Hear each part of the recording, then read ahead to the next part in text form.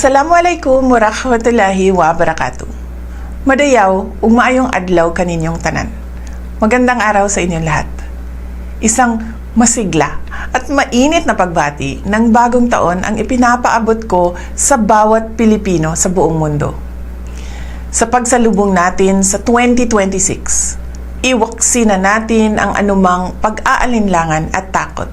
Ngayon ang simula ng isang panibagong kabanata, isang malinis na pahina na punong-puno ng pag-asa. Hayaan nating mag-alab muli ang ating tapang at determinasyon. Ano man ang hamon na ating haharapin, taglay natin ang pambihirang lakas upang malampasan ang lahat ng balakid. Sa bawat pagsubok, lalabas tayong mas matatag.